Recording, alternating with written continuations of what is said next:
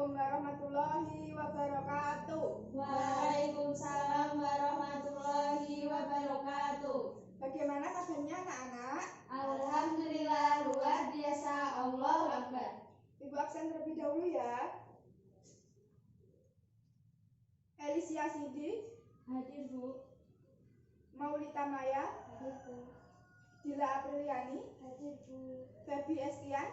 Tidak hadir. Ada yang tahu kenapa? Sakit Bu. Sebelum memulai pembelajaran pada hari ini, alangkah lebih baiknya jika kita berdoa terlebih dahulu. Untuk ketua kelas, silakan memimpin doa. Berdoa mulai. Berdoa selesai. Pada pembelajaran kemarin, kita sudah mempelajari tentang ciri-ciri umum jamur. Ada yang masih ingat ciri-cirinya? Saya Bu. Ya, silakan. Ciri jamur eukariotik memiliki membran indisel, uniselular dan multiselular, tetapi umumnya bersifat multiselular. Tidak memiliki klorofil, tetapi memiliki pigmen warna. Tubuh terdiri dari benang halus yang disebut hifa. Hifa memiliki sekat yang disebut dengan septa. Hifa tidak bersekat disebut juga dengan senositik yang memiliki banyak inti. Benar ya, jadi ciri-ciri umum jamur yaitu bersifat eukariotik, kemudian bersifat uniseluler atau multiseluler, tetapi kebanyakan jamur pada umumnya bersifat multiseluler. Jadi selnya tersusun dari zat kitin, tetapi ada juga yang dari selulosa. Tidak memiliki pigmen warna hijau daun, tetapi memiliki pigmen warna yang lain seperti merah, biru, atau yang lainnya. Tubuhnya tersusun atas hifa. Hifanya dibagi menjadi dua, yaitu hifa tidak bersekta dan hifa bersekta. Hifanya ini digunakan untuk bereproduksi atau mencari makanan. Kemudian ada klasifikasi dari jamur. Jamur diklasifikasikan menjadi 4 jenis. Ada yang masih ingat apa saja? Saya Bu. Ya, silakan Cindy. 1. Zigomycotina, 2. Ascomycotina, 3. Basidiomycotina, dan 4. Deuteromycotina. Benar ya, jadi ada Zigomycotina, Ascomycotina, Basidiomycotina, dan Deuteromycotina. Nah, kemudian cara hidup jamur ada 3. Rita bisa menyebutkan? Bisa Bu. Ya, silakan. Cara hidup jamur: saprofit, parasit, dan simbiosis mutualisme.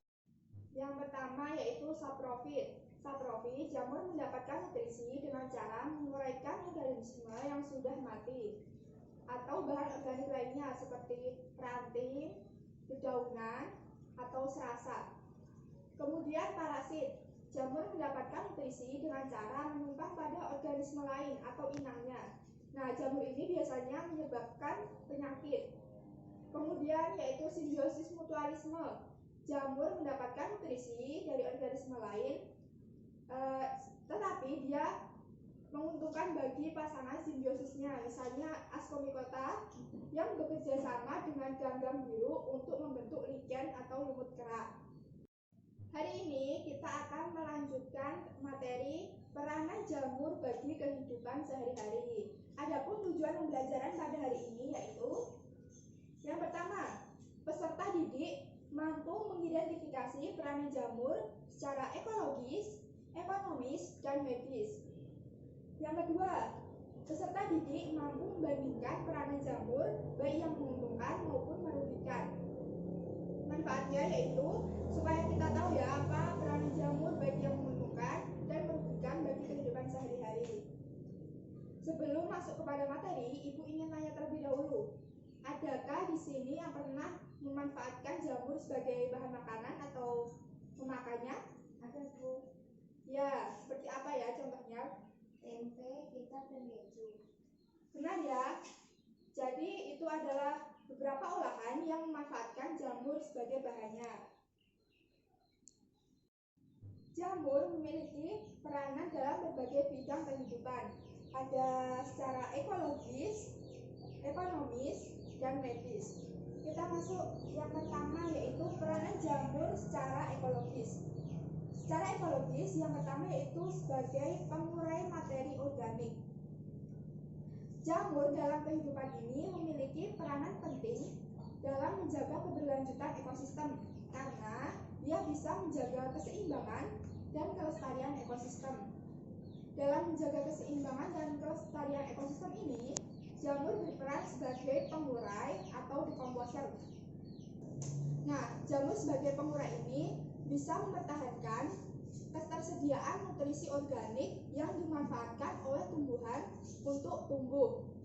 Tanpa adanya decomposer atau pengurai ini, elemen-elemen penting seperti karbon, nitrogen, dan elemen-elemen penting lainnya akan terakumulasi di dalam kotoran hewan dan bahan organik sehingga tidak dapat dimanfaatkan oleh tumbuhan untuk memperoleh nutrisi. Contoh pengurai materi organik yaitu yang pertama ada Pilobolus. Pilobolus ini menguraikan kotoran hewan dan jamur kuping yang ada pada kayu. Kemudian ada Mucor Mucedo. Ini biasanya menguraikan kotoran sapi. Kemudian ada Trichoderma sp. Trichoderma sp ini menguraikan kayu yang sudah lapuk dengan cara meningkatkan penguraian selulose untuk menghasilkan enzim selulosa. Yang kedua yaitu simbiosis mutualisme. Jamur akan bersimbiosis dengan gagang hijau atau cyanobacteria untuk menghasilkan lichen atau lumut kerak. Ada yang pernah melihat lumut kerak? Saya Bu. Ya, biasanya terdapat pada pohon-pohon ya. Iya. Gagang hijau bertugas untuk menyerap cahaya matahari yang berguna dalam proses pembuatan makanan melalui proses fotosintesis. Kemudian jamur akan bersimbiosis dengan akar-akar tanaman membentuk mikoriza. Mikoriza ini merupakan struktur yang berfungsi dalam suplai hara. Keuntungan buat jamur, dia akan mendapatkan nutrisi atau gula dari tanaman yang dihasilkan selama proses fotosintesis. Kemudian mikoriza akan mendapat keuntungan perpanjangan akar yang memudahkan dalam menyerap nutrisi atau ion-ion mineral dari dalam tanah. Mikoriza dibagi menjadi dua jenis, yaitu ektomikoriza dan endomikoriza. Ektomikoriza yaitu fungni hanya dapat menembus pada epidermis akar, sedangkan pada endomikoriza fungni dapat menembus korteks akar, dan itu menguntungkan karena bisa menyerap fosfat dalam jumlah yang banyak. Kemudian sebagai agen bioremediasi. Sebagai agen bioremediasi, jamur bisa mendetoksifikasi lingkungan yang tercemar polutan berbahaya. Perannya sebagai bioremediasi ini bisa menghasilkan enzim dan asam yang memecah lignin dan selulosa. Kemudian mengendalikan hama. Penyakit pada serangga yang diakibatkan oleh jamur bisa dimanfaatkan oleh para petani untuk mengendalikan hama di berbagai jenis tanaman. Penyakit pada hama ini bersifat patogen ya, dilakukan oleh jamur yang bersifat patogen. Nah, sebelum lanjut ke materi selanjutnya, ada yang ingin ditanyakan? Tidak ada Bu. Nah, kita lanjut ya, yaitu yang kedua peranan jamur secara ekonomis. Jamur dapat dimanfaatkan dalam bidang pangan karena memiliki nilai ekonomis yang tinggi. Jika ditekuni dalam skala besar, ini bisa dijadikan sebagai usaha dalam meningkatkan perekonomian. Yang pertama ada Rhizopus oryzae. Dia berperan dalam pembuatan tempe. Nah, ini adalah contoh dari jamur Rhizopus oryzae. Seperti ini ya. Iya Bu. Nah, perannya dalam pembuatan tempe, Rhizopus oryzae dapat memecah amilum menjadi gula dan memecah protein dan lemak. Ada yang tahu Rhizopus oryzae ini termasuk jamur dari klasifikasi apa? Saya Bu. Ya, silakan kita. Zygomycotina. Ya, benar ya. Ini adalah salah satu contoh jamur Zygomycotina.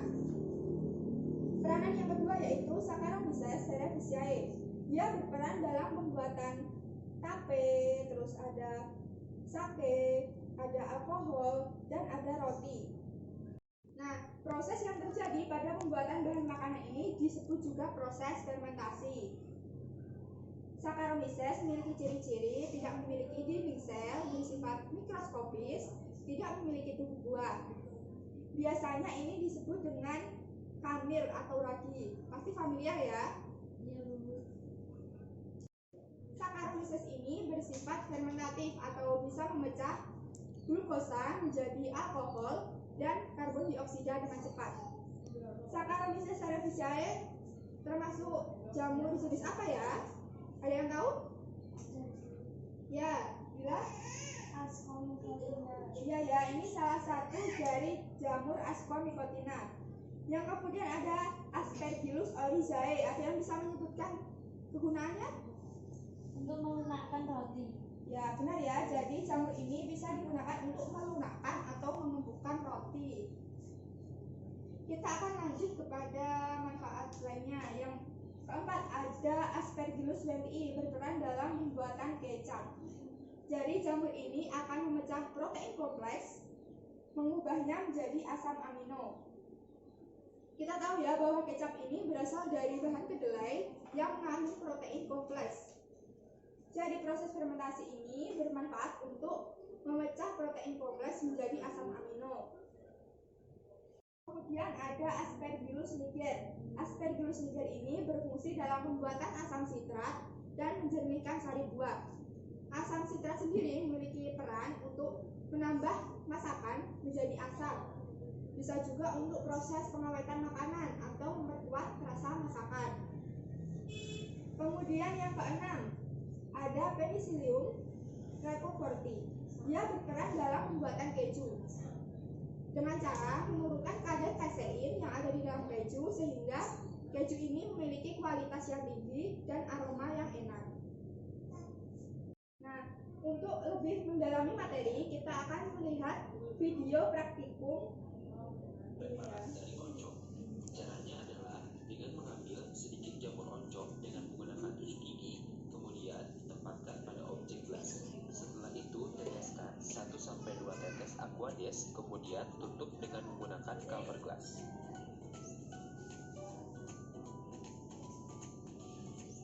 Kemudian dengan cara yang sama kita buat juga preparat segar pada jamur pempek.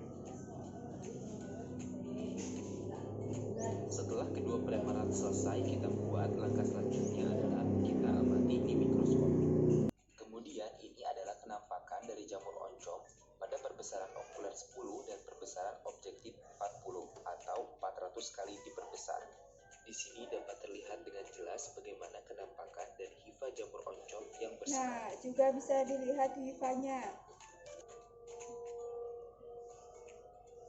Pada perbesaran ini saya juga mengamati objek yang saya identifikasi sebagai conidia.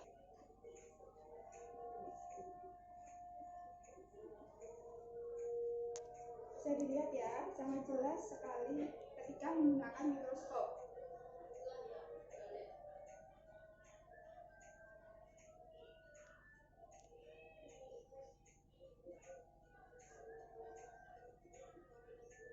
Tadi sudah lihat ya bagaimana pengamatan jamur menggunakan mikroskop.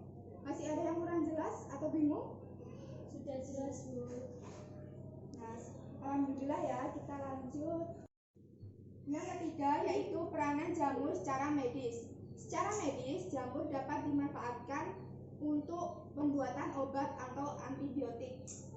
Yang pertama ada Penicillium notatum sebagai penghasil antibiotik. Antibiotik ini diproduksi dengan cara bioproses. Mikroba dari jamur akan ditempatkan pada suhu optimum sehingga menghasilkan antibiotik yang bisa digunakan dalam bidang kesehatan. Kemudian yang kedua ada Lentinula edodes yang digunakan untuk melawan tumor. Lentinula edodes ini disebut juga dengan jamur shiitake. Jamur shiitake ini mengandung senyawa lentinan yang merupakan anti tumor alami dan banyak mengandung vitamin D. Adakah di sini yang pernah memakan jamur shiitake? Belum ada. Belum pernah ya. Yang C yaitu Hypsigus telesatus atau jamur shimeji. bisa mengobati asma dan tumor. Jamur ini mengandung beta-glukan. Menurut Institute of Japan, senyawa ini digunakan untuk menghancurkan atau memelambat tumor. Selain itu bisa mengobati asma karena bisa meningkatkan kekebalan tubuh dan kemampuan untuk mengobatinya. Selanjutnya yang keempat ada Ganoderma lucidum atau jamur reishi untuk mengurangi kolesterol. Jamur reishi ini mengandung senyawa ganodermik yang bisa digunakan untuk mengobati kolesterol atau menurunkan tekanan darah tinggi. Yang kelima ada Grifola frondosa atau maitake, bisa digunakan untuk melawan kanker payudara. Dengan memakan jamur maitake bisa membersihkan sistem tubuh dan menemukan sel-sel abnormal, kemudian dia akan hancur dengan sendirinya. Kemudian yang keenam ada Pleuratus astreatus, yaitu jamur tiram. Pasti pada familiar ya pada jamur tiram? Dia bisa digunakan sebagai peningkatan imunitas tubuh karena mengandung antioksidan yang tinggi. Nah, sebelum lanjut ke materi, apakah tadi ada yang ingin ditanyakan? Belum aja, Bu. Kita lanjut pada peranan jamur yang merugikan. Nah, selain menguntungkan, jamur juga bisa menyebabkan penyakit atau menimbulkan kerugian pada manusia, hewan, atau tanaman. Yang pertama ada Aspergillus flavus menyebabkan kanker hati. Ini biasanya terdapat pada kacang tanah yang penyimpanannya sudah lama. Jadi, hindarilah makan kacang tanah yang permukaannya sudah berubah warna. Biasanya ada bintik-bintik putih atau berwarna kehitaman. Yang kedua ada Candida albicans, penyakit candidiasis. Infeksi pada jamur ini biasanya terjadi di lidah ya, seperti ini. Contoh jamurnya dan contoh penyakitnya. Pada lidah, kemudian ada pada saluran pernafasan. Yang ketiga ada Tinea versicolor, penyebab penyakit panu. Nah, ini biasanya menimbulkan bercak-bercak hitam atau bercak-bercak kecerahan pada tubuh. Dia bisa menimbulkan rasa gatal dan kulit kering. Kemudian yang keempat, Epidermophyton glaucosum, penyebab kaki atlet. Ada yang tahu kaki atlet itu apa? Tahu, Bu. Kaki atlet itu kutu air ya, kutu air. Jadi dia menimbulkan beruang, merah, dan rasa perih pada kaki. Biasanya jamur ini menginfeksi pada telapak kaki. Ini contoh dari jamurnya, bisa dilihat ya.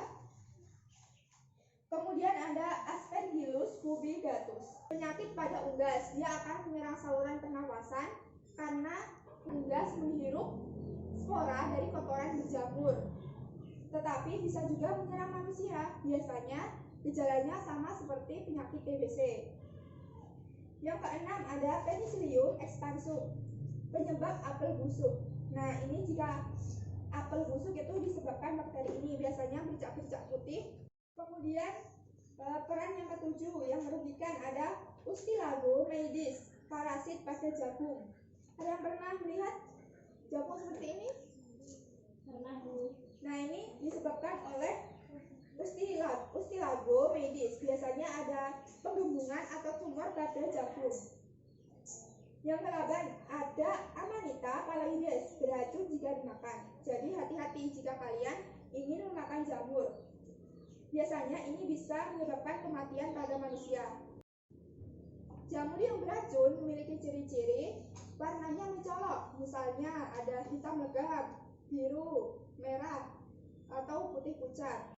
Kemudian baunya itu sangat menusuk hidung. Misalnya seperti telur yang busuk atau bau amonia. Saat dipotong akan menimbulkan bekas kehitaman pada pisau. Saat dimasak juga cepat berubah warna dari jamurnya. Yang ke-9 ada Penicillium digitarium, penyebab jeruk rusak. Ini contohnya seperti apel tadi ya, ada putih-putih atau jamur pada jeruk. Sekarang saatnya diskusi. Ibu akan membagikan LKPD yang dikerjakan secara individu. Jika ada yang kurang jelas bisa ditanyakan ya. Dikerjakan selama 5 menit.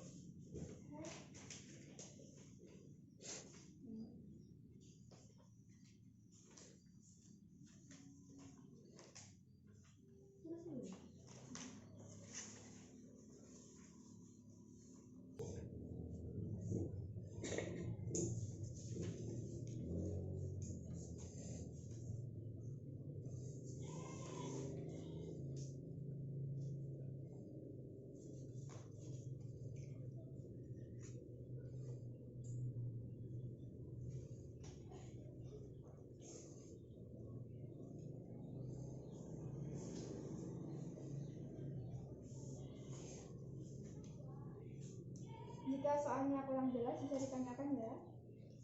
Iya, Bu.